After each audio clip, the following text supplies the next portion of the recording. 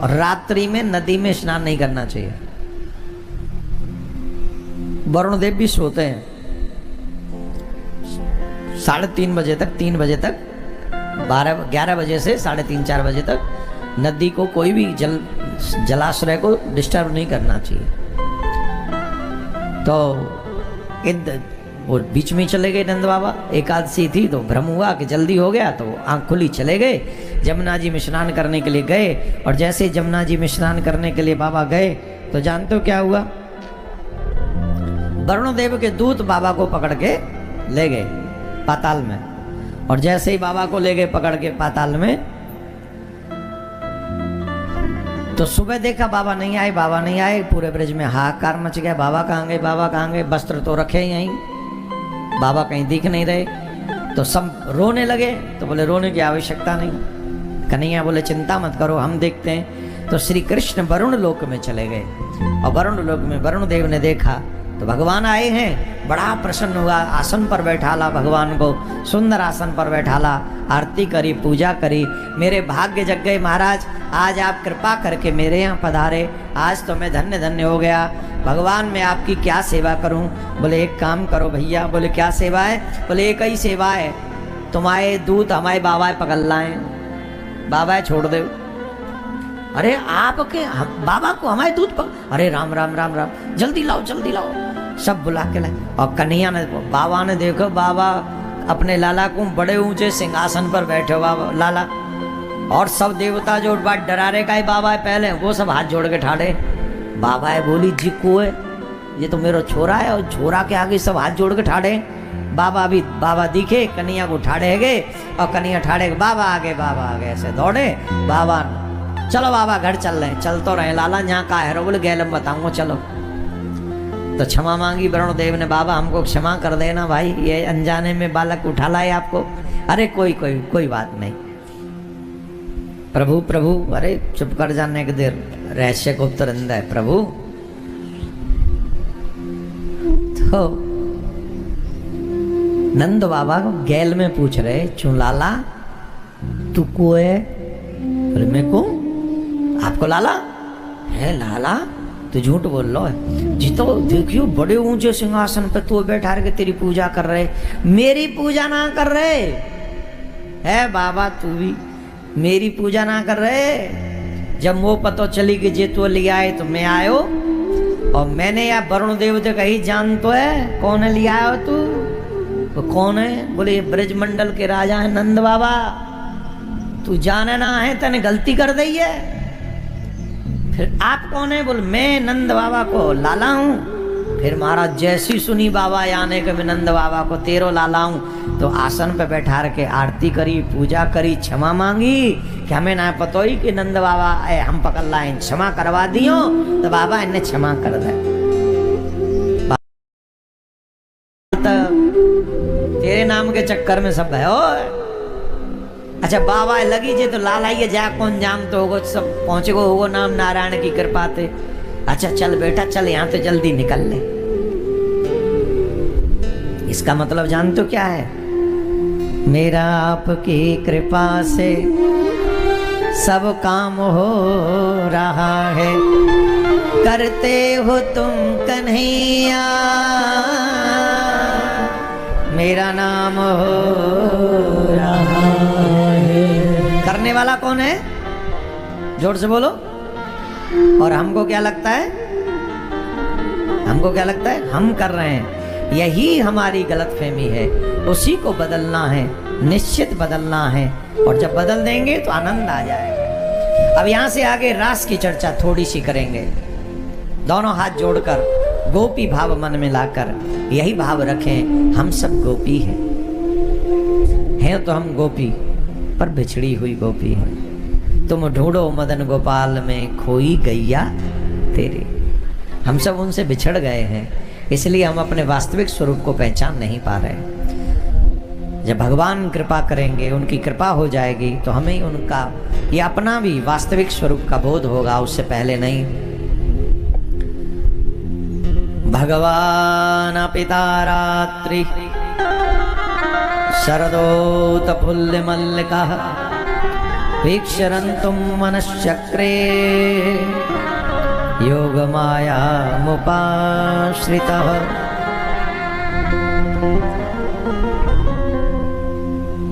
शरद पूर्णिमा की यह रात्रि जहां जमुना जी की सुंदर धारा, चंपा चमेली गेंदा के सुंदर पुष्प खिले भये, चंद्रमा की चांदनी छिटक रही,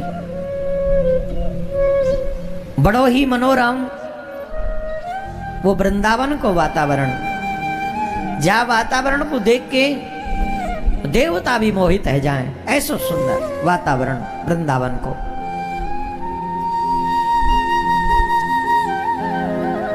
वहां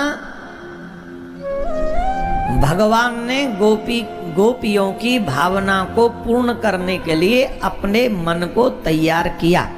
ध्यान से सुनना, एक एक शब्द महत्वपूर्ण है। हमारा मन हमको तैयार करता है। चलो चाय पिया में आज मन कर रहा है। आजकल तो पान भी ऐसे आ गए जो मुंह में आग लगा के खिलाते हैं। खाए? हम बनारस गए, अभी बनारस कथा थी हमारी। एक जन बोले महाराज जी चलो आपको पान खिला लाएं बनारस का। मैंने हम तो खाते ही नहीं। बोले नहीं आपको खिला लाएं, यहाँ बड़ा अच्छा पान है। कौन सा पान है? बोले मुंह में आग लगा के खाते हैं। मैंने कही जाके मुंह में आग लगवानी हो भैया ले जाओ, मैं तो बस सोच सीधो ना खाऊं, मैं मुंह में आग लगाए बारो का ही खाऊंगा भाई, मैं ना खा रो। और सबरो तो काम या मोहत ही करनो, मैंने कहूँ या मैं नहीं कहूँ इत को काम हैगो तो बा काम करते जाऊंगो। कहा पता तू का और ने भेज दियो हो क्या महाराज के मुंह में आग लगवा जा रहा हूँ। खैर ये तो मजाक था, पर सच में मैं पान वान नहीं खाता, इसलिए उसमें कोई दिलचस्पी नहीं। तो लोग मन कर रहा है लस्सी पियाएं, मन कर रहा है ये कर ले, मन कर रहा है ना, जो मन करता है हम वो करते हैं। पर ठाकुर जी अपने मन को तैयार करते कि चलो वो ऐसा कर लो। तुम भगवान मन के वशीभूत नहीं, मन भगवान के वशीभूत है। और इसी को योग कहते हैं, जो मन के कंट्रोल में नहीं, इंद्रियों के कंट्रोल में नहीं, इंद्रियां उनके कंट्रोल में है। और जिनके कंट्रोल में इंद्रियां हैं उनकी विजय निश्चित है। एक और बात, भगवान बिना साधना के नहीं मिलते हैं। नोट कर ले बात को। जब तक कोई साधन तुम नहीं करोगे भगवान नहीं मिलेंगे तुम्हें। दुर्भाग्य है, हम धन कमाने का साधन करते हैं, भोजन कमाने का साधन करते हैं, हम जो है सोने का मकान का सबका साधन करते हैं, पर भगवान से मिलने का कोई साधन नहीं है। और चाहते हैं कि एक बार सिद्धि विनायक जाएं तो सिद्धि विनायक ठाड़ो रहे द्वार पे, बताओ भक्त क्या वरदान मांगने आए, तुम आ गए? अरे वाह हम तो बड़े प्रसन्न, हम तो तुम्हारी ही प्रतीक्षा कर रहे थे, तुम आए बिना 5 दिन से कुछ खाने को नहीं मिला, मोदक कहाँ है? तब भक्त का एक मोदक तो दे देंगे, हम लाए हैं गाड़ी में रखे हैं, पहले हमको ये बताइए एक मोदक के बदले में कॉन्ट्रैक्ट मिलेगा कि नहीं? भगवान बोले मैंने उसका मन तैयार कर दिया है, तुम जैसे ही मोदक अर्पण करोगे कॉन्ट्रैक्ट तुम्हारे नाम से साइन हो जाएगा, टेंशन मत लो। देख लो भगवान, हाँ हाँ अच्छा लो फिर देख लेना, नहीं हुआ तो अगली बार मोदक नहीं लाऊंगा। भगवान बोले तू लाएगा और मोदक चढ़ा फिलहाल, हाँ या ना? ऐसे ही चाहते हैं ना, साधन न करना पड़े, एक ही मोदक में गणेश जी प्रसन्न। अरे बाप रे वो भगवान है, तुम्हारा बॉस नहीं मानता, 1 महीने मेहनत करते रहते फिर भी वो चीखता रहता है, वो तो भगवान है। तुम ठाकुर जी को वस्तुओं से नहीं भाव से मनाओ। जब वो भाव से मनाओगे, मैं सच कहता हूं तुम्हें बुलाना नहीं पड़ेगा, दौड़ा चलाएगा, वो अपने आप दौड़ा चलाएगा, अपने आप। हम लोग सब कहते हैं कि कृष्ण गोपियों को मिल गए, कृष्ण गोपियों, अरे गोपियों ने साधन कितने किए, कितने साधन किए गोपियों ने कृष्ण को पाने के लिए, जानते हो? यहां लिखा है तारात्रि, पहला ही रास पंचाध्याय का प्रथम श्लोक है, भगवान पिता रात्रि। तारात्रि माने कौन? बोले वही रात्रि एकत्रित हो गई। बोले कौन सी? बोले जो चीर हरण के समय हुई थी। चीर हरण क्या किया था? बोले कार्तिक स्नान गोपियों ने किया। क्या किया? ऐसे बैठो, थोड़ा सावधानी से, लुढ़को मत, सावधानी से बैठो। गोपियों ने कार्तिक स्नान किया, जमुना स्नान किया। देखो सुनो, 3 सवा 3 बजे गोपियां निकल जाती हैं अपने घर से और 4 बजे से पहले पहले जमुना में स्नान करती हैं। कार्तिक मास में आजकल तो नहीं होती ठंडी, लेकिन उस समय ठंड शुरू हो जाती थी। कार्तिक में माता बहनों ने भी गर्म कपड़े ओढ़ के सोई होंगी, गांव में जो रही हैं, हमें तो याद है। आजकल तो सब सिस्टम चेंज है। तो 2:15-3 बजे घर से निकलती होंगी, तब जाके 4 बजे से पहले, क्योंकि जमुना जी बगल में तो थी नहीं, जमुना जी घर पे तो बह नहीं रही थी, जमुना घर से थोड़ी तो दूर होगी। तो जमुना जी जाना, स्नान करना, और स्नान के बाद फिर कात्यायनी देवी का पूजन करना। और कात्यायनी देवी का पूजन करके कात्यायनी देवी से मांगना। बोले क्या मांगना है? कात्यायनी महामाये महायोगिन्नधीश्वरी नंद गोपसुतं देवीं पति मे कुरुते नमः। क्या मांग रही हैं? बोले हे माँ, हम पर ऐसी कृपा कर दो कि नंद कुमार हमें पति के रूप में मिले। साधन, सुबह उठ के स्नान भी एक यज्ञ है। कई दरिद्री तो ऐसे 2-2, 3-3 दिन नहीं स्नान करते, से मुंह पे क्रीम लगा के चपेट चपटा के नुक्कर को फुर फुर करके गए काम पे। अच्छा, मुंह जरूर चमकाएंगे जाने से पहले, जैसे किसी को लगे ना कि हम नहा के नहीं आए। क्यों नहीं लगे? जब नहा के नहीं आए तो जाके तू ही बता के मैं नहीं नहाया आज। नहीं नहीं, हमारा शर्म फील हो। क्यों? बेशर्म है तो काय को शर्म फील कर रहा? या तो नहा के जा। हर मनुष्य को एवरीडे स्नान करना चाहिए, चाहे सर्दी हो या गर्मी। और स्नान भी एक यज्ञ है। स्नान के बाद शरीर शुद्ध होता है। जब व्यक्ति सो जाता है तो वो मृत के समान होता है। स्नान के बाद वो उसका शुद्धिकरण होता है। इसलिए हर दिन स्नान करना चाहिए। कई मम्मियां आए अपने बच्चों को सुबह मुंह धो के भेज देती स्कूल। अरे तुम लोगों के आगे तो कितने साधन हैं। गर्म पानी है, वॉशरूम में वो लटका हुआ है गीजर, कुछ भी तो नहीं करना तुम्हें एक्स्ट्रा। गीजर नहीं है घर में, गर्म पानी नहीं है। और मुंबई में गर्म पानी की जरूरत है भी क्या? है? अरे है, कई तो अभी भी नहाते हैं। बताओ कौन कौन गर्म पानी से नहाता है? देखो,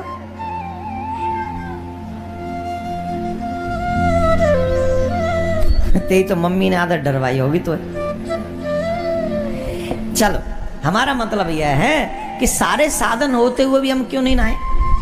एक लोटा ही तो डालना है, डाल लो। मत लगाओ साबुन, मत लगाओ और व्यवस्थाएं, लेकिन 1 लोटा 2 लोटा अपने ऊपर सर से डालो, शुद्ध हो जाओ। वैसे कोई एक जन कह रहा था कि सीधा सर्दियों में पानी सर पे नहीं डालना चाहिए, तो वो भी देख लेना, पहले हाथ पांव पे डाल लेना, इधर उधर डाल लेना, जैसे बॉडी थोड़ा पानी को स्वीकार, फिर ऊपर डाल लेना। तो कोई ऐसा हो ना कि मैं कहूँ रोज नहाओ और पता चले कि तुम रोज नहावे के चक्कर में कोई काउए कछू है गो, तो पता चलेगा वो मेरे ही नाम तेरे कह दे कि महाराज ने कही रोज नहाओ। तो ऐसा नहीं होना चाहिए। तो गोपियां नित्य साधन करती हैं कृष्ण को पाने के लिए। इसका एक मतलब समझ लो, हमें भी एक कोई साधन कृष्ण की प्राप्ति के लिए जीवन में करते रहना चाहिए। हे सनातनियों, संसार में जितना भी तुम्हारे पास है, भगवान करे उसका लाखों करोड़ों गुना और हो जाए, लेकिन उन सब से ऊपर भगवान को पाने की इच्छा तुम्हारे मन में जागृत हो, तभी समझना कि हम सच्चे मानव हैं। किसी भी वस्तु में हमारे पास होना वो गलत नहीं है। बड़ी से बड़ी वस्तुएं हमारे पास हो, इट्स ओके, लेकिन उन सब के बावजूद भी मन भगवान में हो, तब ही सफलता है। नहीं तो हम लोग अपने हाथों से ही अपने 84 लाख योनियों को बर्बाद कर रहे हैं, ये मान लेना चाहिए। जिन गोपियों को कन्हैया का सानिध्य प्राप्त था उन्हें क्या जरूरत थी इतने सुबह उठ के फिर ये साधन करने की, जमुना स्नान की, फिर गौरी जी के पूजन की, कात्यायनी देवी के क्या आवश्यकता थी। ये नियम है कि नियमों का कुछ नियम, कुछ विधान पालन करो जिससे तुम्हें भगवत प्राप्ति हो जाए। आप सब भी भगवान को प्राप्त करने के लिए इन संसाधनों का प्रयोग कीजिए। राधे राधे बोलना पड़ेगा। जो पीछे लोग खड़े हैं निवेदन, बैठ जाइए आप लोग और बहुत आना जाना मत कीजिए, बहुत आनंद आ रहा है। आप लोग सब बैठ जाएंगे तो बहुत अच्छा होगा। प्लीज पीछे जो खड़े हैं सफेद कपड़े पहन के, हमें दिख रहे हो आप, तुम्हें हम नहीं दिख रहे होंगे पर हमें तुम दिख रहे हो आप। हाँ बैठ जाओ, सब बैठ जाओ। जो भगवान के दूत हैं वो बैठ जाओ और जो जरासंध ने जासूस भेजे हैं वो ठाड़े रहो। आज विवाह भी होगा ना, तो जरासंध ने पहले भेजे जाके चेक करो कौन कौन कैसे कैसे सिस्टम है। तो जरासंध वाले खड़े रहें, शिषपाल वाले खड़े रहें, बाकी कन्हैया वाले बैठ जाएं। और दो चार तो आए होंगे, ऐसा तो नहीं आए होंगे। तो कन्हैया ने, उन गोपियों ने जब जमुना में स्नान कर रही थी तो उनके वस्त्र चुराए तो क्या, वहां से उठा के पेड़ पे टांग दिए। अब गोपियों ने जब देखा कि वस्त्र नहीं है तो वो ढूंढने लगी, और जब ढूंढने लगी तो परेशान हो गई कि हमारे वस्त्र कहाँ हैं, हमारे वस्त्र कहाँ हैं। तो देखा कि वस्त्र वृक्ष पे लटक रहे हैं और कन्हैया की बांसुरी बज रही है।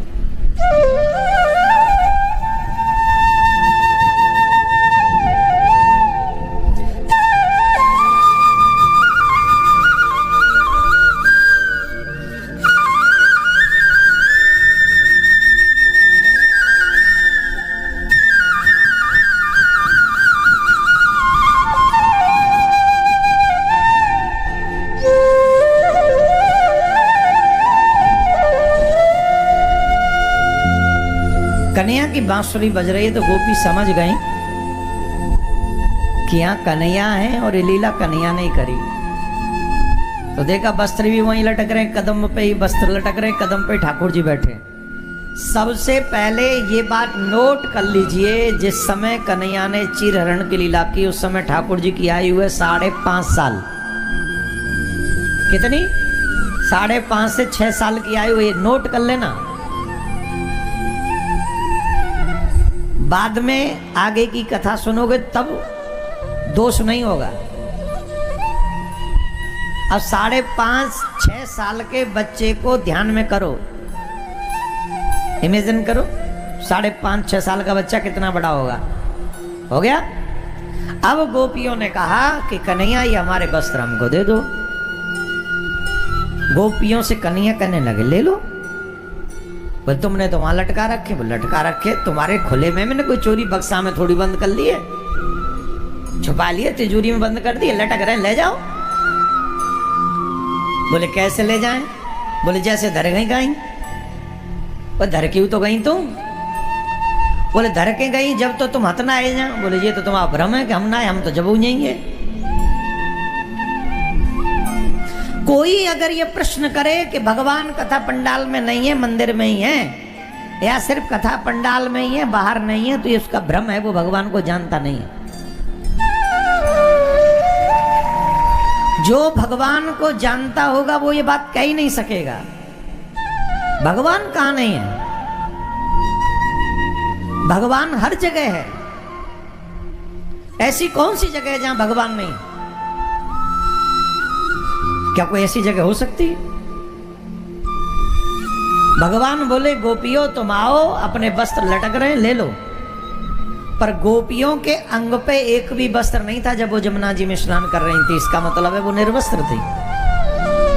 और भगवान ने जब कहा बाहर आ जाओ, तो गोपियों को कुछ देर के लिए अनुभव हुआ कि हम स्त्री हैं और ये पुरुष हैं। लोग क्या कहेंगे? यहाँ जितनी भी माताएं बहन बैठी हैं जो 18-20 साल से बड़ी हैं, आप स्नान कर रही हो और 5.5 साल का बच्चा आ जाए और आप वस्त्र बदल रही हो, आपके ऊपर कोई संकोच होगा? मन से बोलना होगा? क्यों नहीं होगा? हम अरे बच्चा है, बालक है, यही होगा ना, क्योंकि वो खुद नहीं जानता, वो बालक खुद नहीं जानता स्त्री पुरुष का क्या भेद है। और वहीं 13-14 साल का आ जाए तो फिर थोड़ा सा झिझक होगी, संकोच होगा, माताओं का अपना स्वभाव होता है वो प्रकट होगा। हो सकता है डांट भी दें, हो सकता है खुद पे संकोच हो जाए, दरवाजा बंद क्यों नहीं किया था, आदि आदि भ्रम पैदा होंगे। कब? जब बच्चा थोड़ा बड़ा होगा तब। लेकिन 5 साल का बच्चा, 5.5 साल का बच्चा, 6 साल का बच्चा, 7 साल का भी बच्चा पड़ोसी का भी हुआ तो भी कोई संकोच नहीं होगा। क्यों? क्योंकि न तो उसे पता है स्त्री पुरुष का भेद, और ना फिर हमारे मन में उसके प्रति पुरुष की भावना आएगी। एक ही भावना सबसे पहले आएगी, ये बालक है। हाँ जी कि ना जी? जोर से बोलो। तो ये बात क्लियर हो गई? क्लियर हो गई कि नहीं? तू अभी छोटो ही है न, कंट्रोल में हाँ जी कर। प्रसंगन ने समझ ले कौन सा प्रसंग कह रहे हैं हम तो ऐसा लग रहा है पापा से ज्यादा तू रास में आनंद आ रहा है। नहीं, बच्चे बहुत मन से सुनते हैं ना, पापा पे टेंशन भी रहता है, कभी यहाँ भाग कभी वहां भाग। तो यहाँ स्त्री पुरुष वाला भेद नहीं है। अगर संसारिक दृष्टि से भी देखा जाए तो कन्हैया उस समय 5.5-6 साल के, तो वो भी भावनावा जागृत होगी नहीं। फिर भी गोपियों के मन में यह था कि लोग क्या कहेंगे।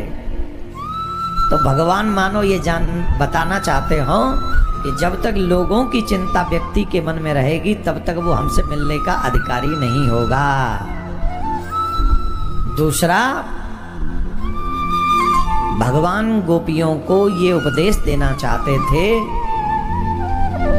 कभी भी निर्वस्त्र स्नान नहीं करना चाहिए। स्त्री हो या पुरुष, स्नान के समय कुछ वस्त्र अंग पर अवश्य होने चाहिए। और जो निर्वस्त्र स्नान करते हैं वो लोग वरुण देव का अपमान करते हैं और वरुण देव उससे रुष्ट होते हैं। एक ही वस्त्र हो पर एकाध वस्त्र अंग पर होना चाहिए, चाहे स्त्री पुरुष। तो गोपियां स्नान कर रही थी और भगवान चाहेंगे ही नहीं कि अपने लोगों को कोई दोष लगे। कई बार ऐसे प्रसंगों को बोलने में हमको खुद को संकोच होता है, लेकिन बोलते क्यों हैं? बोलते इसलिए कि हमारे अपने लोगों को कोई दोष न लगे। ज्ञान होगा, नॉलेज होगी तो उस दोष से बचेंगे। तो यहाँ जो व्यासपीठ से कहा जाता है, यहाँ कोई ऐसे शब्दों का प्रयोग अगर जो लगे भी कि ये संकोच के दायरे में है फिर भी बोले जाएं, इसका मतलब है सिर्फ जन जागृति के लिए, ज्ञान जागृति के लिए, ज्ञान होने के लिए ही ऐसे वाक्य बोले जाते हैं जिससे हम लोग उस दोष से बच जाएं। और इसके पीछे कोई रहस्य नहीं। तो भगवान ने भी यही समझाया कि नहीं, निर्वस्त्र जल में स्नान नहीं करना चाहिए। तो गोपियों ने कहा हमारी मनोकामना कब पूर्ण होगी? तब भगवान ने कहा शरद पूर्णिमा की रात्रि को हम महाराज करेंगे और तुम्हारी मनोकामना को पूर्ण करेंगे। उस समय तुम जो भावना लेके आओगी हम तुम्हारी भाव पूरी करेंगे। वही रात्रि एकत्रित हुई तो भगवान ने मन बनाया, इसीलिए कहा ता रात्रि। और उन रात्रियों को आते ही भगवान ने अपना मन बनाया और उसी समय कामदेव भी नारद जी से प्रेरित होकर भगवान के पास पहुंचा और भगवान से कहने लगा कि मैं आपसे युद्ध करना चाहता हूं। भगवान ने कहा देखो, हम गाय चराना तो जानते हैं, युद्ध करना नहीं जानते, युद्ध नहीं कर सकते। तो कामदेव ने कहा हमको तो नारद जी ने भेजा है। बोले किसने भेजा है? नारद जी ने।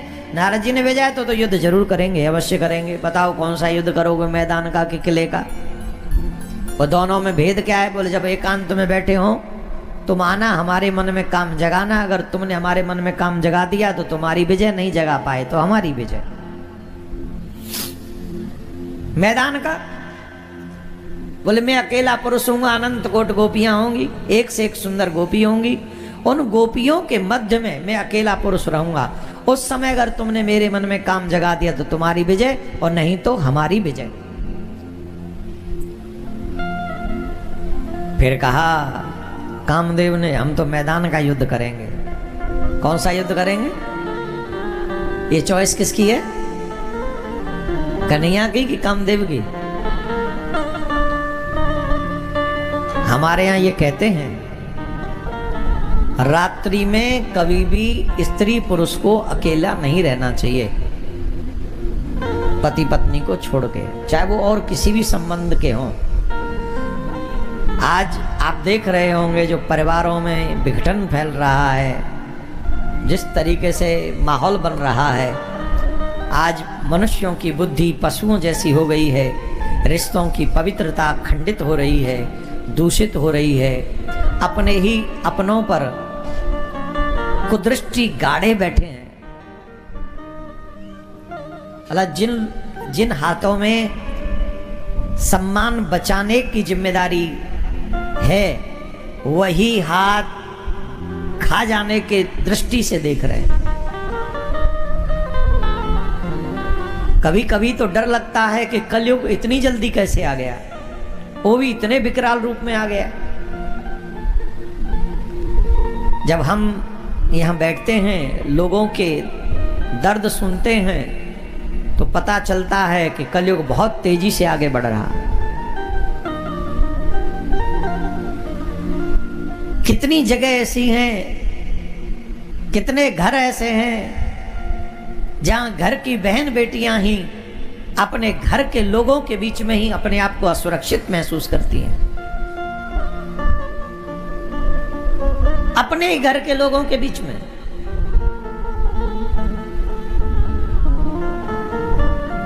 जो बहुत क्लोज रिलेशन है, उनके बीच में रहकर। संकोच एक ऐसी चीज है जो वो किसी से कह भी नहीं पाती। ये व्यवहार किसने दिया? ऐसा समाज किसने क्रिएट किया? कौन है वो लोग?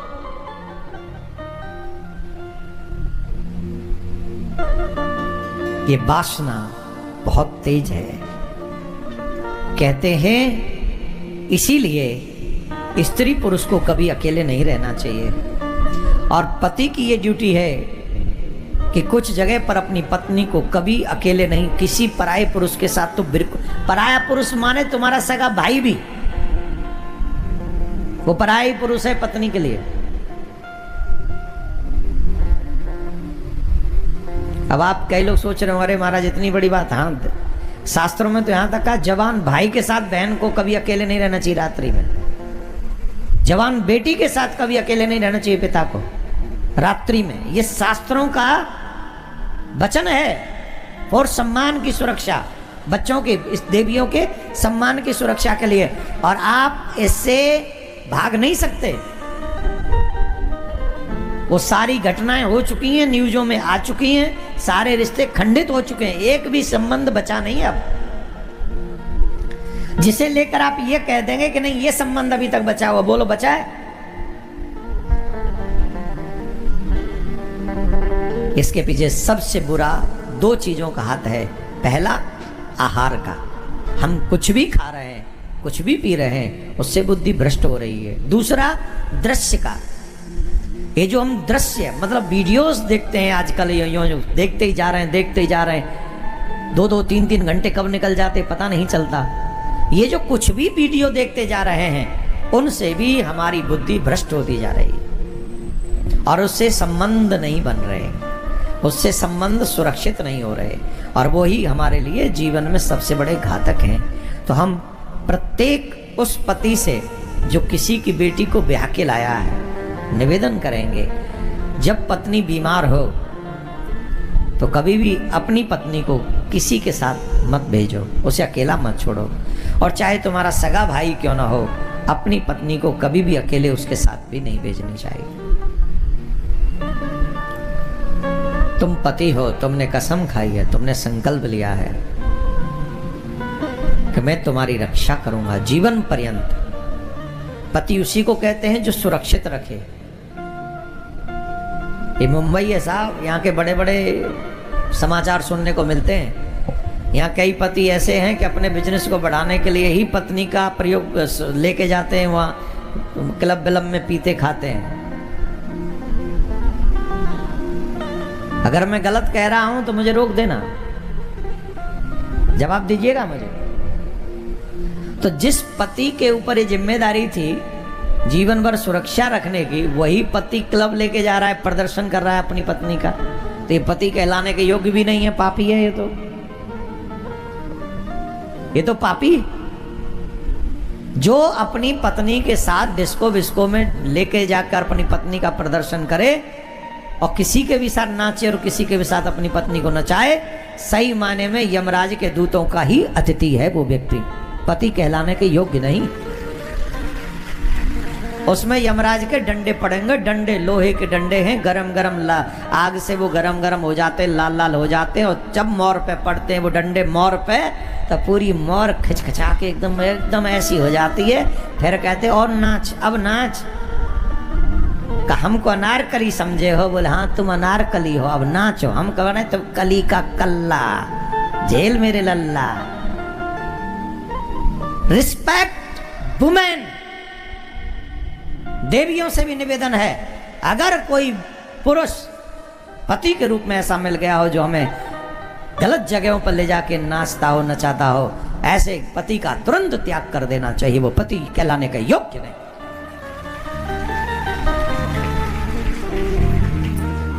और अगर तुम्हारा भी मन उसी में लग रहा है तो फिर आई एम सॉरी, फिर तो अपन कर ही क्या सकते। जब मियाँ मी विराजी तो क्या करेगा पंडित जी? फिर पंडित जी क्या करेंगे हैं? जब दोनों ही यमराज के अतिथि बनना चाहते तो फिर हम जैसों के बीच में तो दूर से ही राम राम करो, जो करना है, तुम्हारा कर्म तुम्हारा जीवन तुम्हारे लिए मुबारक। हम तो यहाँ से बस तुम्हें यही उपदेश दे सकते हैं, कर्म ही तुम्हारी सफलता और असफलता का कारण है। अपने कर्म संभालो, अपने कर्म सुधारो। तो कामदेव ने युद्ध की करने का मन बनाया और भगवान ने महाराज करने का अपना मन बनाया। और जब भगवान ने महाराज करने का मन बनाया, उस समय भगवान भोलेनाथ को पता चला कि वृंदावन में महाराज होने जा रहा है। तो श्री महादेव ने भी पार्वती जी से कहा कि हमें भी आपके साथ चलना है, हमें भी ले चलो। एक बार पुनः याद दिला दें हम आपको, जितने भी लोग आस्था पे और यूट्यूब पे सुन रहे हैं, 27 जनवरी को कुंभ में सनातन बोर्ड कृष्ण भूमि और जामा मस्जिद की सीढ़ियों के नीचे से ठाकुर जी को लाने के लिए सनातन धर्म संसद होने जा रही है 17 सेक्टर में शांति सेवा शिविर में। हम आपसे निवेदन करेंगे, अगर एक ही दिन आना है, अगर आप चाहते एक ही दिन जाना है तो 27 जनवरी को अवश्य आइए और सनातन बोर्ड बनवाने में हमारा साथ दीजिए। सनातनी जगेंगे तो पूजा पद्धति बचेगी, हमारे पूजा मंदिर बचेंगे, देवालय बचेंगे और सनातनी बच्चे भी बचेंगे। अगर थोड़ी भी सनातन के प्रति आप जागरूक हैं तो आना हो तो 27 जनवरी को आप आइए। दूसरा, इस नंबर पे आप मिस कॉल कीजिए और लोगों को भी जागरूक करके इस पे मिस कॉल करवाइए। ये जो नंबर आपको टीवी स्क्रीन पे दिख रहा होगा, आप लोग इस नंबर पे ज़्यादा से ज़्यादा मिस कॉल करें और ज़्यादा से ज़्यादा मिस कॉल करके एक और निवेदन, जो कोई इस मुहिम को कमज़ोर करने का प्लान कर रहा है, मुझे पता है 2-3 लोग हैं जो इसे कमज़ोर करना चाहते हैं, वो अलग अलग रूप होते हैं उसके। अब वो रूप हम उस समय प्रेजेंट में तो अभी तो नहीं बता सकते, बाद में बता देंगे आपको। कई लोग ऐसे भी हैं जो इस मुहिम को कमज़ोर करना चाहते हैं, क्योंकि ये मैसेज वर्ल्ड वाइड पहुँच चुका है। जो जागरूक सनातनी है उन सब तक सनातन बोर्ड पहुँच चुका है, क्योंकि 16 नवंबर को विशाल आयोजन हो चुका है दिल्ली में। अब सनातन बोर्ड बनना चाहिए। ये कौन कौन चाहता है यहाँ पंडाल में बैठे हुए? अगर आप जागरूक तो नहीं होते तो आप कैसे कहते कि बनना चाहिए? अब कई लोग ऐसे हैं जो इस मुहिम को कमजोर करना चाहते हैं, तो उनको भी परास्त करने का एक ही ऑप्शन है। क्या ऑप्शन? आपकी संख्या। आप जितनी बड़ी संख्या में वहां पहुंच जाएंगे, उनकी मुहिम रुक जाएगी और हमारी मुहिम बढ़ जाए। तो हम आह्वान करते हैं आप सभी का कि आप लोग सब बढ़ चढ़कर 17 सेक्टर शांति सेवा शिविर 27 जनवरी याद रखिएगा। और इसी को आगे बढ़ाने के लिए हमारे फेसबुक पेज पे एक कुंभ का पूरा फोटो डाला है, क्या बोलते हैं उसको, डीपी पे लगाने के लिए। तो जो जो चाहते हैं इसका प्रचार प्रसार भी हो। एक महीने अपनी डीपी डालना बंद कर दो और एक महीने ये डीपी लगा लो आप अपने मोबाइल पे, जैसे ज़्यादा से ज़्यादा लोगों को, ऊपर से आप भी लिख लो 27 जनवरी सनातन धर्म संसद। तो आप लोग सभी ये डीपी अवश्य लगा लें, जो भी मुझे आस्था पे सुन रहे हैं या यूट्यूब पे सुन रहे हैं या यहाँ बैठे हैं। कौन कौन चाहता है ये आगे बढ़े मुहिम, ये लगा लेना डीपी। यही 15 फरवरी तक यही रहे, दिसंबर खत्म, 1.5 महीने की बात। 1.5 महीने अपनी फोटो मत लगाओ, 1.5 महीने धर्म को आगे बढ़ाओ। एक और बात कह गए, भूल गए, अब तो हम क्या कह रहे थे, भूल गए। फिलहाल ये डीपी लगाओ, यही याद है अभी तो। और एक बोलना था पर वो याद नहीं आ रहा है, करना हम सबको वही है ना। तो इसका ज्यादा ज्यादा प्रचार करें। हाँ याद आ गया, हर दिन सनातन बोर्ड चाहिए ऐसा गूगल पे लिखिए, फेसबुक पे लिखिए, इंस्टा पे लिखिए, ट्विटर पे लिखिए, कहीं भी लिखिए। अगर ईमानदारी से तुम्हें धर्म की चिंता है तो 1 बार 2 बार 5 बार 6 बार 10 बार भी दिन में लिखना हो। जब लगे कि तुम्हारे हाथों में मोबाइल आ गया तब लिख दो हमें सनातन बोर्ड चाहिए और प्लीज सपोर्ट, और फिर वो नंबर डाल दो, बोले मिस कॉल दिस नंबर। तो आप लोग तो पढ़े लिखे लोग हैं, मेरे से अच्छी आपकी अंग्रेजी है, और थोड़े 2-4 अंग्रेजी में लिख दो, थोड़ा ढंग से लिख दो और लिखते ही रहो जब तक सनातन बोर्ड न बन जाए। राधे राधे बोलना पड़ेगा, जोर से बोलना पड़ेगा। अच्छा ईमानदारी से चाहते हो कि झूठ मांस को चाहते हो? कौन कौन चाहता है? तो जब तक मिल, अगर इतने लोग मिलके काम करेंगे तो नहीं बन जाएगा सनातन बोर्ड। आप मिलके हमारे साथ काम कीजिए और थोड़ा झूम लीजिए। एक दिन भोले भंडारी, सब लोग खड़े मत हुआ करिए, सब वहां तक खड़े हो जाते हैं तो बड़ा कष्ट होता है, फिर पीछे वालों को दिखाई नहीं पड़ता। एक दिन भोले भंडारी बन के ब्रज की नारे वृंदावन आ गए,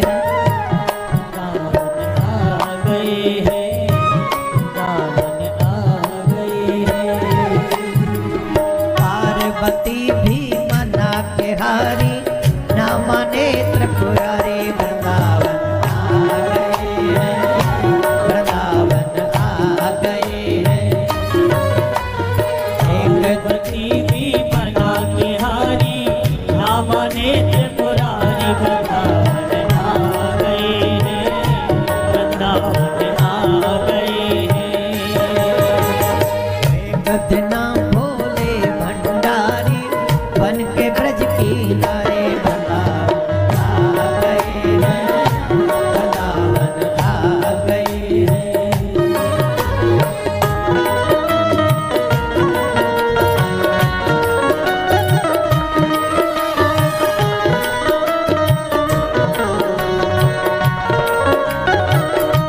शिवा है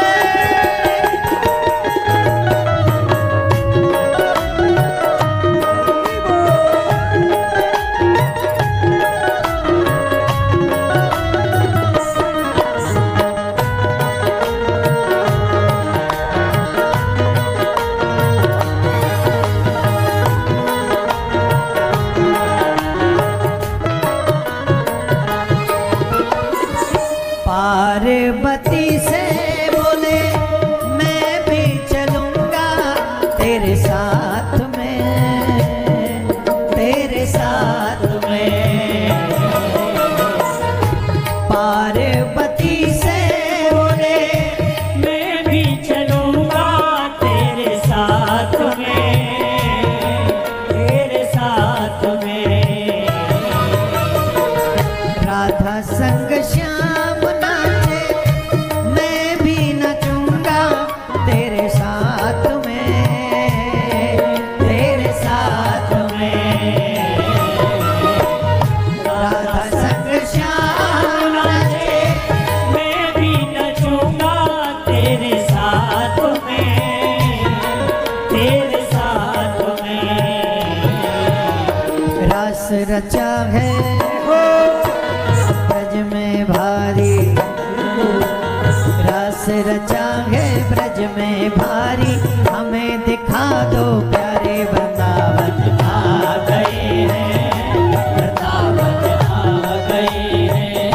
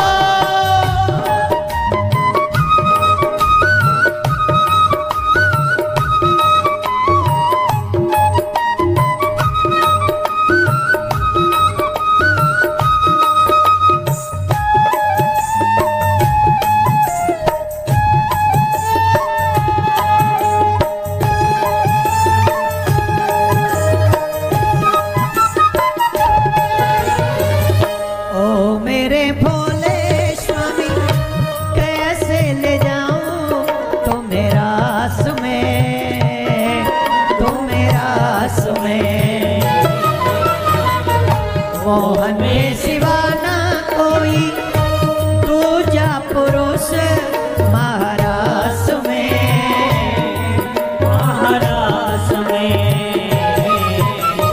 हंसी करेंगी ब्रज की नारी, नारी करेंगी ब्रज की हंसी। सब सुन लो ए भंडारी, वृंदावन आ गए हैं, वृंदावन आ गए हैं। हंसी करेंगी ब्रज की नारी, मानो बात हमारे, वृंदावन आ गए हैं, वृंदावन आ गए हैं।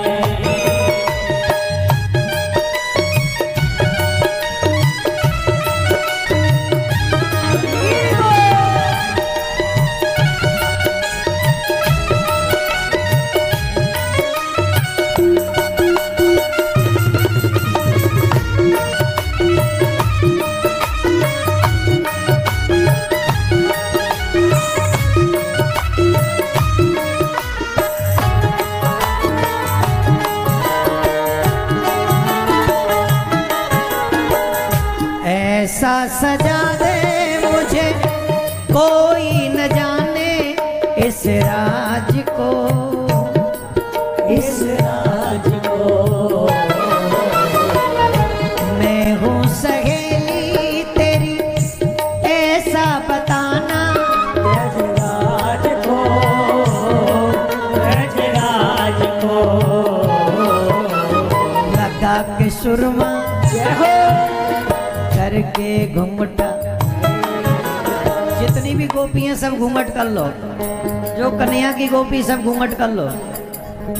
ऐ घूंघट करो, ऐ सब करो ना, री घूंघट कर लो जो कन्हैया की गोपी। अरे पुरुष भी कन्हैया की गोपी हैं, तुम भी कर लो घूंघट।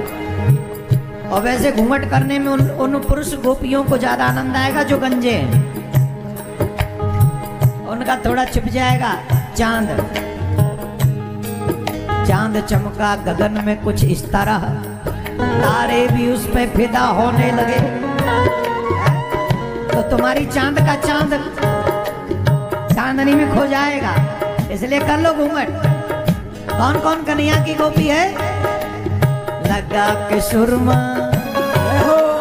पहन के साड़ी, लगा के सुरमा पहन के साड़ी, चाल चले मतवारी, वृंदावन आ गए हैं, वृंदावन आ गए हैं।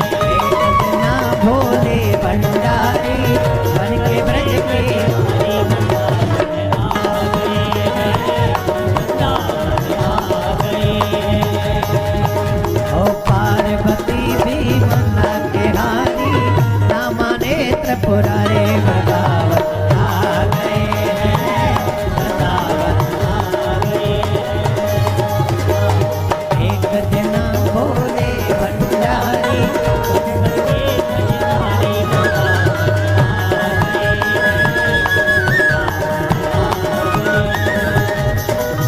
मैंने ओढ़ी चुनरिया तेरी पिया, मैंने ओढ़ी चुनरिया तेरी पिया। अरे बम्बई वाले भूल गए क्या? भूल गए? नहीं भूले ना? करो ऐसे। ओ मैंने ओढ़ी ओढ़ी, मैंने ओढ़ी ओढ़ी, ओढ़ी ओढ़ी, मैंने ओढ़ी ओढ़ी। ओ मैंने ओढ़ी ओढ़ी, मैंने ओढ़ी ओढ़ी, मैंने ओढ़ी ओढ़ी, मैंने ओढ़ी ओढ़ी। मैंने ओढ़ी चुनरिया तेरी पिया, मैंने ओढ़ी चुनरिया तेरी पिया। पीछे तक ऐसे ओढ़ो, ओढ़ो। जो कन्हैया की गोपी उनकी चुनरी यहाँ तक दिखनी चाहिए। मैंने ओढ़ी चुनरिया तेरी पिया, मैंने ओढ़ी चुनरिया तेरी पिया। मैं तुमको मनाऊंगी के जोगनिया, के जोगनिया ताना के वृंदावन जाओगे, के जोगनिया ताना के वृंदावन जाओगे। ओ मैंने ओढ़ी चुनरिया तेरी पिया, पिया पिया पिया। मैं तो तुमको रिझाऊंगी के जोगनिया, के जोगनिया।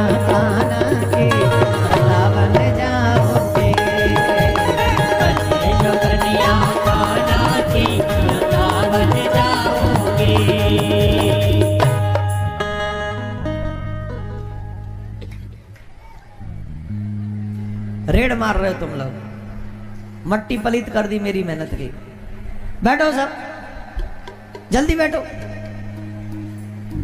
जितनी जल्दी खड़े हुए तो उतनी जल्दी बैठो। एवरीवन 1 सेकंड में बैठ जाओ। हे माता राम, जल्दी बैठो। और अब हाथ ऊपर करो और घूंघट करो, घूंघट करो जल्दी बैठ के सब। तुम्हें सौगंधा सब बैठ जाओ, नहीं तुम्हारे पामन में दर्द होगा आज जाके। जल्दी बैठो। ओ मैंने ओढ़ी चुनरिया तेरी पिया, मैंने ओढ़ी चुनरिया तेरी पिया, मैं तुमको ले जाऊंगी बन के जोगनिया,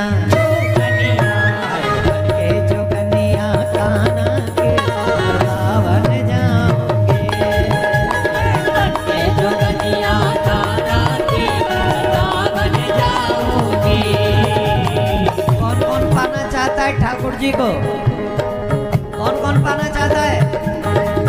दोनों हाथ ऊपर करो। तो करोगे क्या? ओ जमुना किनारे कुटिया बनाओ, जमुना किनारे कुटिया बनाओ, ओ राधे राधे निस दिन गाओ, राधे राधे निस दिन गाओ, जमुना किनारे कुटिया बनाओ, राधे राधे निस दिन गाओ, जमुना किनारे कुटिया बनाओ, राधे राधे निस दिन गाओ। जो लोग अभी भी ताली नहीं बजा रहे, गा नहीं रहे, उन्हें आनंद आ ही नहीं सकता। किराए पे थोड़ी लाऊंगा आनंद तुम्हारे लाने।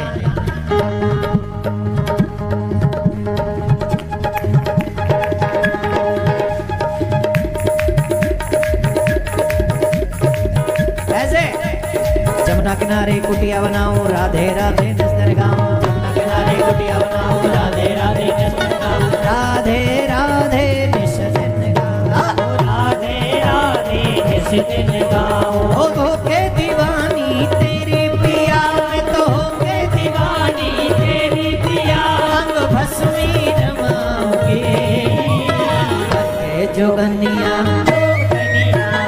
बन के जोगनिया आना के वृंदावन जाओगे, बन के जोगनिया गाना के वृंदावन जाओगे, बन के जोगनिया आना के वृंदावन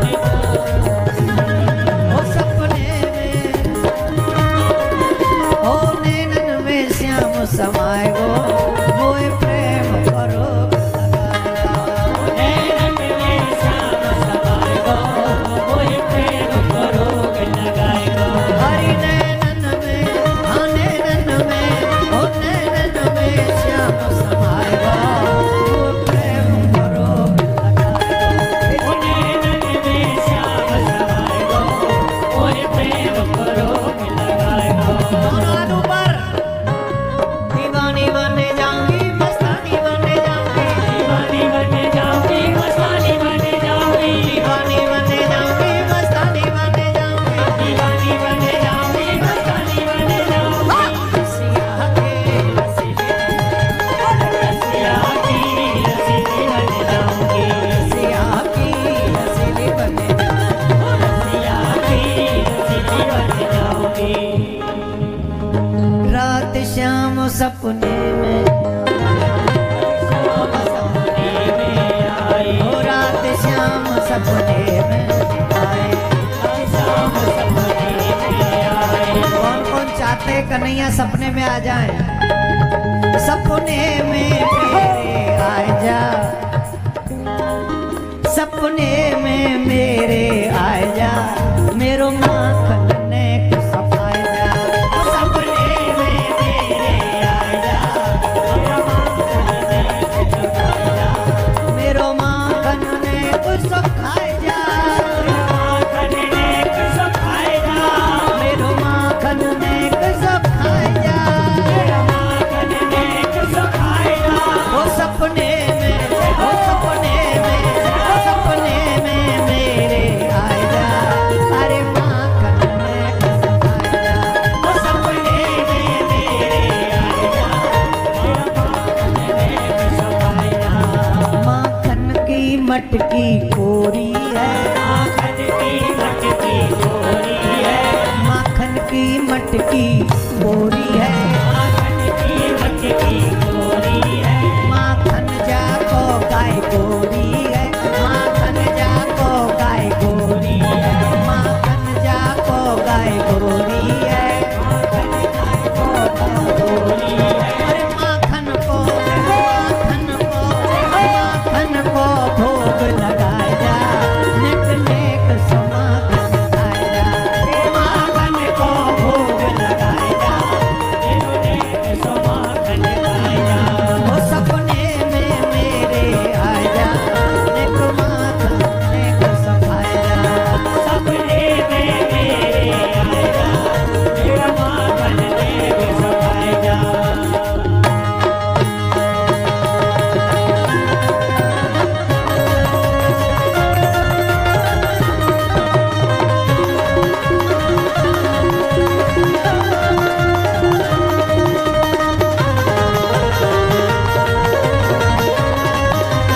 श्री राधे।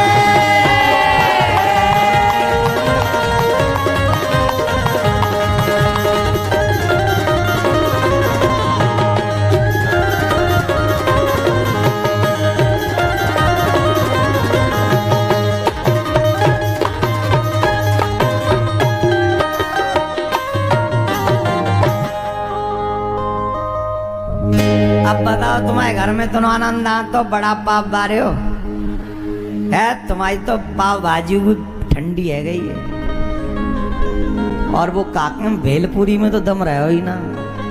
अब तो सबरो आनंद जो कछु है वो राधा नाम में ही है मेरे प्यारे। जोर से बोलना पड़ेगा, और जोर से। अब तुम सही सही बताओ, आनंद आयो कि नहीं आया, आयो कि नहीं आयो? जो लोग सिर्फ आज ही आए उनने कौन आयो? हाँ? जो आज ही आए रविवार को उनने कौन आयो? उनने आनंद आयो? चलो कल संपूर्ण भागवत होगी, 7 दिन का लाभ मिलेगा, छुट्टी ले ला के बढ़िया टाइम पे पहुंचना। और परसों 31 इंग्लिश कैलेंडर, लोग होटलों में दारू पिएंगे, मांस खाएंगे, नाचेंगे, गिरेंगे, मरेंगे, मर जाएं, हम सब, आई एम सॉरी, दूसरी चीज़ों में फंसे रहेंगे। लेकिन आप सबसे हमारा निवेदन, जितने भी मुंबई में हमारे प्रभु प्रेमी हैं, नो होटल, नो बोतल, नो जुआ, नो पार्टी, ओनली नाम संकीर्तन इन कथा पंडाल। कौन कौन 31 हमारे साथ में रहने वाला है भगवान के भजन में? अकेले नहीं रहना उस दिन, जितने भी अड़ोसी पड़ोसी हैं, नाम है तो जबरदस्ती गाड़ी में ठूंस लाना। चलो क्या तुम इधर उधर पड़े हो, चलो वहीं चल रहे हैं।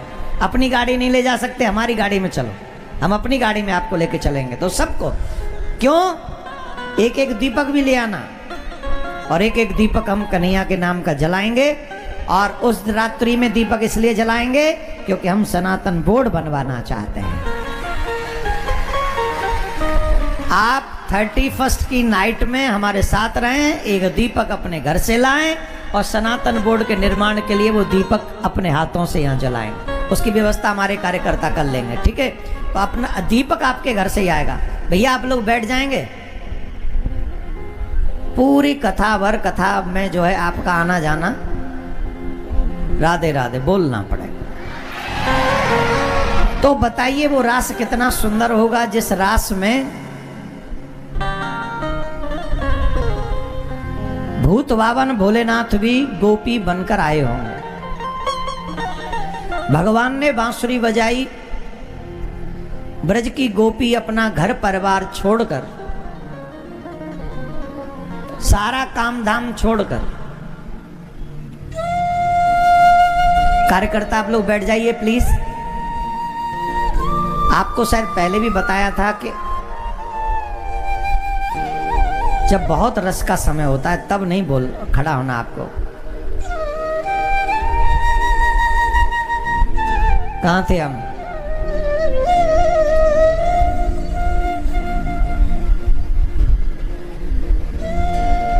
जो गोपी जहां जो काम कर रही थी वो छोड़ के भागी, दौड़ के भागी।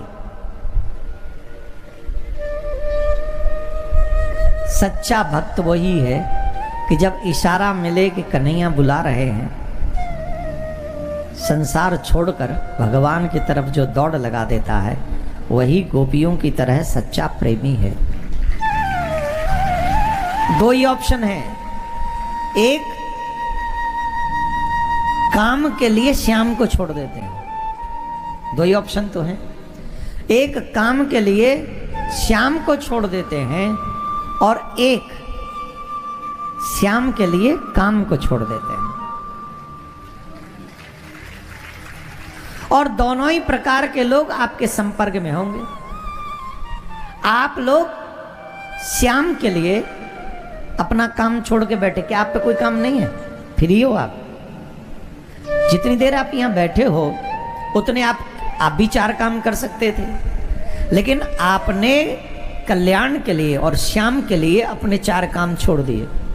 लेकिन उन्होंने एक काम के लिए आप अपना धर्म का, कर्म का, ये सब छोड़ छाड़ के श्याम को छोड़ के वो अपने घर में बैठे।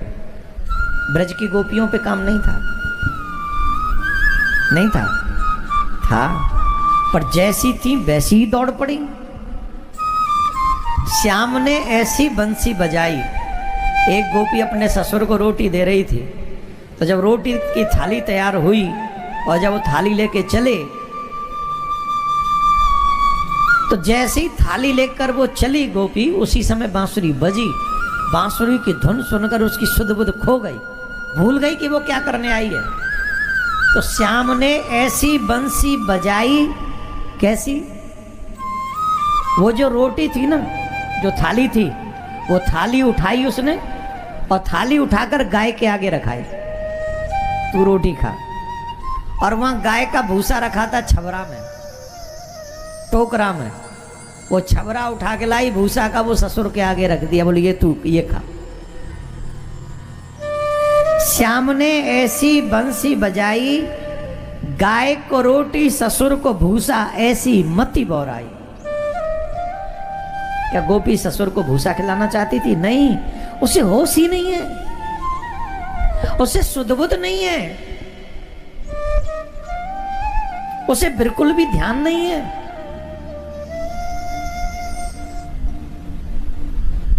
और इस ध्यान को बनाए रखने के लिए, ऐसी स्थिति बनाने के लिए ये ठाकुर जी कृपा करें, तभी संभव होता है।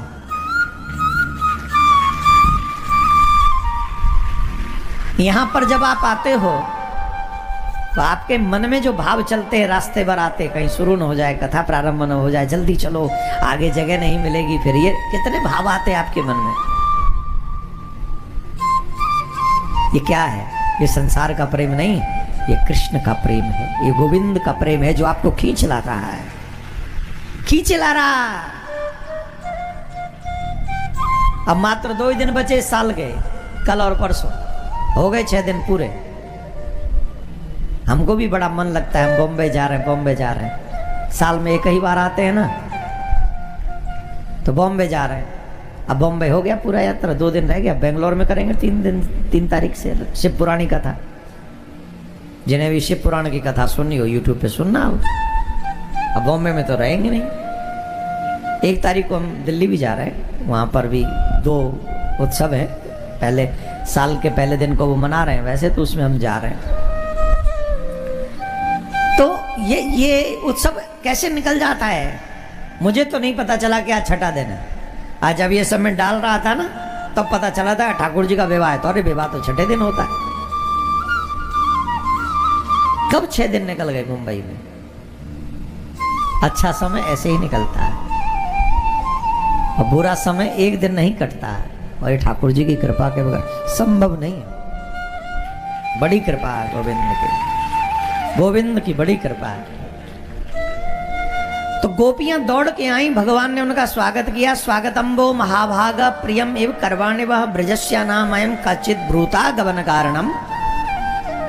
Welcome to all my dear गोपीज, कम वेलकम।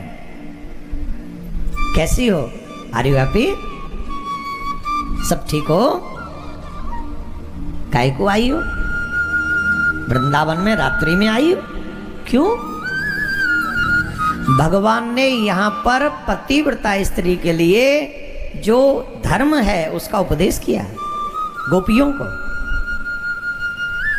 हे गोपियों, पतिव्रता स्त्री को रात्रि के समय घर से अकेले कभी नहीं निकलना चाहिए। हमारे यहां तो ये कहते हैं कि घर से बाहर ही कभी नहीं निकलना चाहिए अकेला स्त्री को। बच्ची है तो पिता के साथ निकले, ब्याहता है तो पति के साथ निकले, और वयोवृद्ध है तो अपने पुत्रों के साथ या नाती के साथ निकले। आजकल हम लोगों ने देवी के सम्मान को, स्त्रियों के सम्मान को बहुत कम आंक रहे हैं, इसलिए हम सब कुछ कर रहे हैं। अब हम लोग एक बात कहते हैं, लड़के लड़कियों में कोई फर्क नहीं है। ईमानदारी से बताओ, कोई फर्क नहीं है। लड़का के 5 थप्पड़ मार दे कोई भरे चौराहे पे, कोई फर्क नहीं पड़ता, कोई फर्क नहीं पड़ता। 5 दे थूतरे खींच खींच के तो भी ठीक है, कोई बात नहीं, बड़ा है। लेकिन हमारी बच्ची की तरफ कोई देख भी ले घूर के, अगर बाप हुआ, भाई हुआ, पति हुआ, बेटा हुआ, अगर बस चलेगा तो उसकी जान ले लेगा। इतना फर्क है।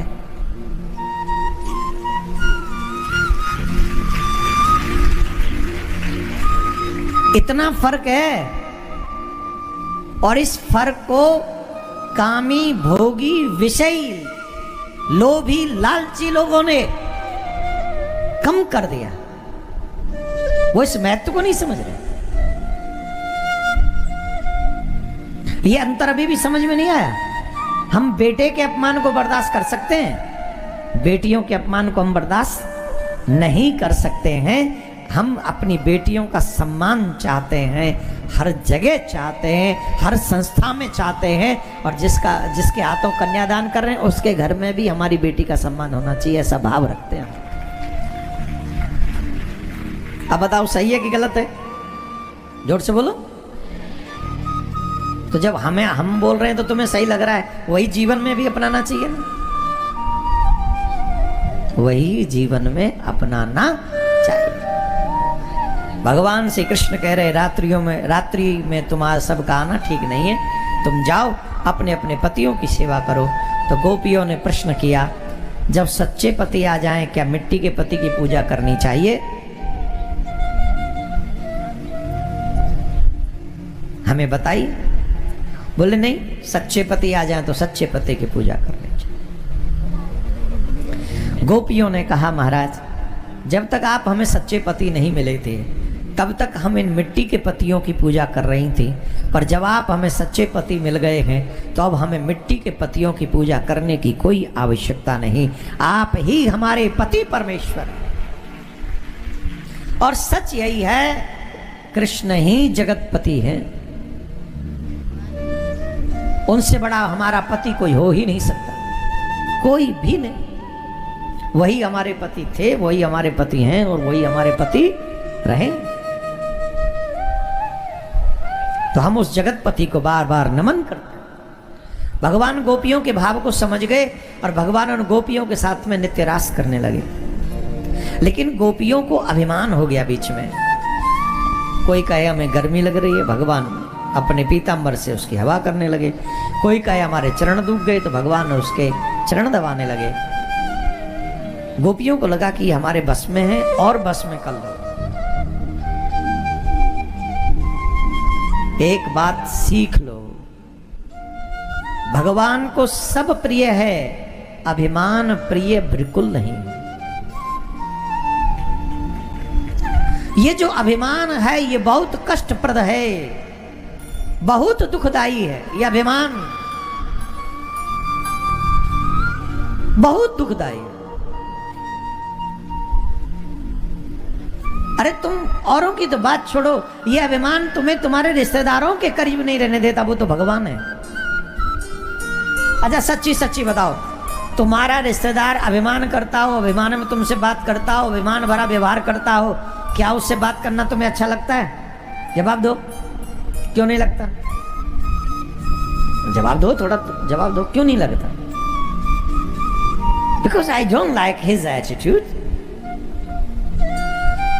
अहंकारी है, बात बात पे कहते हैं मैंने ये कर दिया, मैंने ये किया था, मैं ये कर चुका हूं, मैं ये करने वाला हूं, ये कर रहा था, मैंने ही किया था। आपने सुना नहीं? मैं ही कर रहा था, मैंने किया, मैं ही था। वो वहां मेरा फोटो नहीं देखा आपने? वहां मेरी न्यूज नहीं सुनी आपने? मैं ही तो था। अरे मैंने ये मेरे बिना तो ये क्षेत्र में, मेरे बिना पत्ता नहीं हिलता। मैं।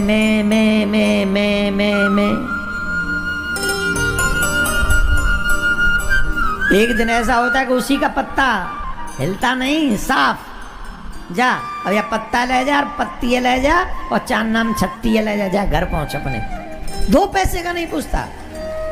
जो व्यक्ति अहंकारी होता है उससे उसके अपने लोग दूर चले जाते हैं और धीरे धीरे खिसक जाते हैं, उसे पता भी नहीं चलता, क्योंकि वो तो अहंकारी, वो तो ये सोचता है मैं जिसे चाहूंगा बन डालूंगा अपना।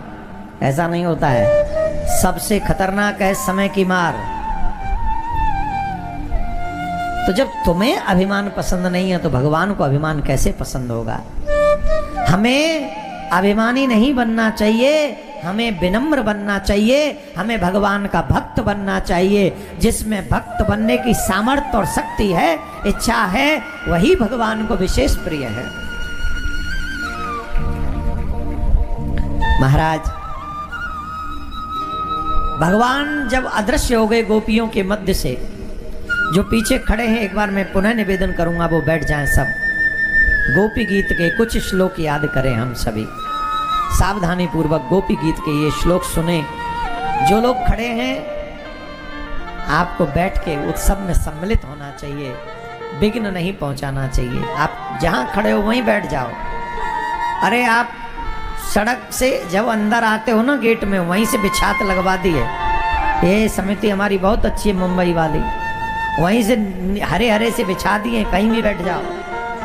हाँ बैठ जाओ सब, और सर ढक के गोपी गीत का पाठ श्रवण करें।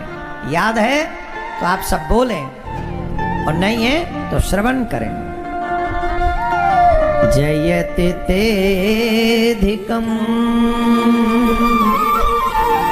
जन्मना व्रज